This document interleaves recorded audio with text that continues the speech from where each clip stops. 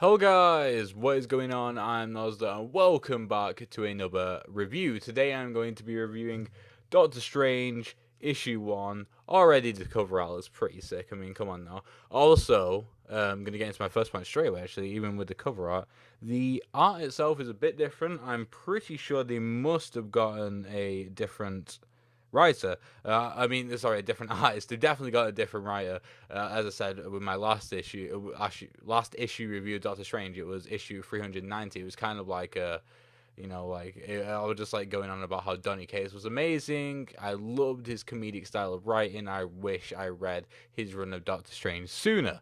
I actually only read from 86 to from 386 to 390, including the Damnation stuff. So that's only about 8 issues, and I wish I read more. And this issue kind of makes me want to read his more because it's different for sure. Now it's the first issue of a new series, of a new run with a new writer. So obviously there's going to be a bit of differences, and that's going to put some people off. It put me off a bit going into this, but I do feel like this could go somewhere because it's from the way the story is saying anyway. I actually haven't looked up. This is the first time Doctor Strange is fully facing a dilemma where he doesn't have any of his magical powers, no real hope of getting it back, and his hurdles and hurdles and hurdles being put up in front of him. And when he was trying to get back to a normal life, yeah, a hurdle was put in the way of that, and now he's attempting to become get his powers back so he can return to being the Sorcerer Supreme, which is obviously a really cool story in theory. We'll just see whether Doctor Strange can actually be like a redeeming character, and have like good qualities that a character should have, that will engage the reader without his powers. So this issue, the first story of this new run, which hopefully should be a good one from this writer. Mark Waid is writing this, so hopefully it should be good. Sorcerer Supreme of the Galaxy, which is a play on the words of Guardians of the Galaxy. Obviously, since Guardians of the Galaxy got so big, there's been a lot of tie-ins with Guardians of the Galaxy. There's even a reference in this comic for Guardians of the Galaxy where Doctor Strange, he's not Rocket Raccoon, when Iron Man was when he was saying that you should actually go to space. But what I'm doing, I'm just flicking through here because there is a particular panel which I found very funny. Now, if you are watching this review, then you probably have already read the comic. If not, then this isn't really a spoiler. It is just this particular panel here. You should be able to see that quite well, actually. It looks like a Google Street View type thing. It looks like that background is ripped straight out of Google Street View. Not from the detail, not from the quality or anything. It's just the way, just the angle and sort of like the fisheye lens that it looks like it's taken from. But I just wanted to show you that. I just thought that was pretty interesting. But yeah, that just made me realize then. Sorry for stuttering a bit. That this is the first issue, so there's going to be a few people watching this review that are like they haven't read the comic yet. They're seeing this as like a first impressions video, and they want to know whether it's worth reading or not. So what I'll do is I'll just answer it here and say, yes, I feel like this could go somewhere. Now I'm going to talk about some spoilery stuff. So if you want to stop watching because of the spoilers, then I completely understand. Make sure to like, subscribe, and all good stuff. And I shall see you in the next video. Anyway, continuing on. So there was quite a few examples, specifically one which I'll talk about in a second, where the narration for me is usually to explain and to add depth emotionally to the character, and just overall to make the story make sense, because every comic that for Marvel and DC that I've read is done from a first person perspective. It's usually not done from a different perspective unless it's obviously cut into the villain. So when we've got like a hero running around, especially when it's sort of like a cold open style thing, and there's some narration that really ties things together, but it's not used like that in this scenario.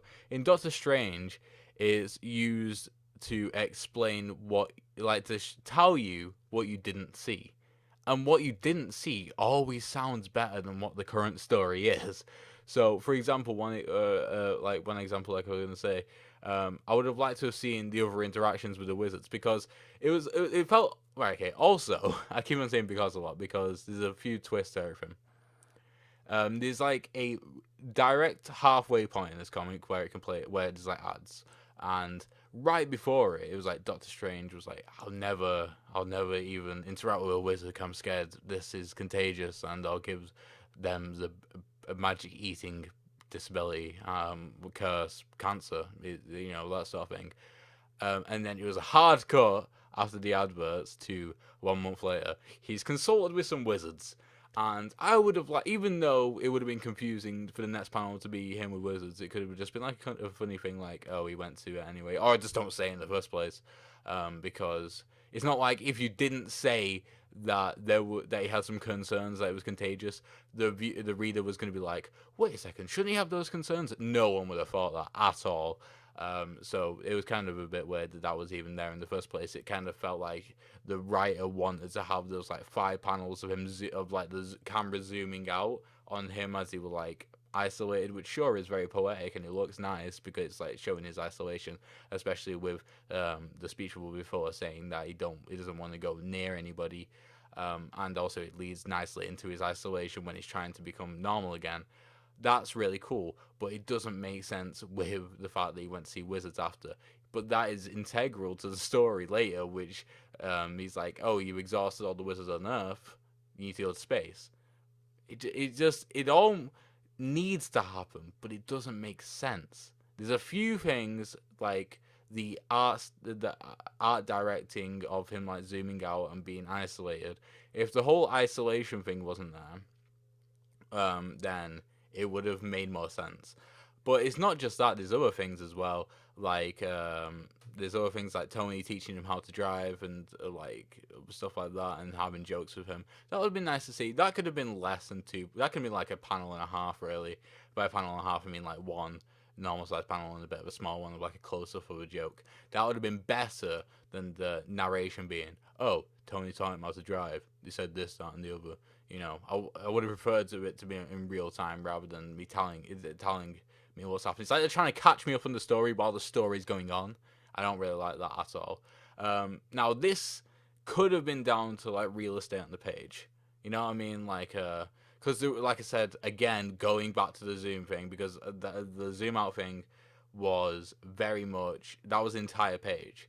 Now you could rejig for everything, but then again, the art directing, the director in particular, the writer specifically wanted those panels, and you can't really mess with their vision, especially when it's part one of just a continuing story. The all could come together later on. Isolation could be a very big thing. I mean, it's already continuing to be a big thing. He's the only human on this planet being treated as an invader. That is very big. That's like Superman-esque type of like insulation storyline. Not insulation, isolation. Is not loft. That was a terrible joke. But what I was saying is that they could extend the issue, even though they won't, because paper expensive. It's going to be charged the same amount. I mean, even if it's the first issue, it was only charged $3.99. Yeah, it was $3.99 US. Could have gone to $4.99. A couple of the first issues I've got today, because this is sort of like first issue week for a lot of stuff, even for Justice League, which I'm going to be reviewing later today or tomorrow, depending on how much time I have left. They could have whacked a $4.99 on it, stuck a few more pages on, even marketed it as like a big comic like they did with Spider-Man, or they could have just leaked a bit of the story into the next one. Like, you didn't have to have him sort of fly off to space this one. You could have had him ending of him flying off to space or about to fly off to space, and then had the last few panels at the start of the next comic. Because that would have been a lot more of a cliffhanger, like him going to space. Because it's like, holy shit, he's literally flying to space looking for a planet. It's like, it's so easy to get lost. So that would have been a much better cliffhanger than him being thrown in jail. You know what I mean? Yeah, so that's kind of it. Hopefully, moving on, hopefully we do get bats, because I did read a bit to you of the message in. I think I did anyway. If not, then this is what it says in the message from Donny Cates. Yes, Connie Dates. What? Connie Dates. In the. No, it is Donny Cates. What? Donny Cates. Sorry. In the last issue of 390 of Doctor Strange, Donny Cates did say, "Take care of my dog." Now, I was really hoping that about to become an Avengers and stuff like that, but he's kind of not been there at the moment. That is entirely like, it makes sense. Like like reality wise, it makes sense because he can't see him anymore. He wouldn't be able to see the ghost dog.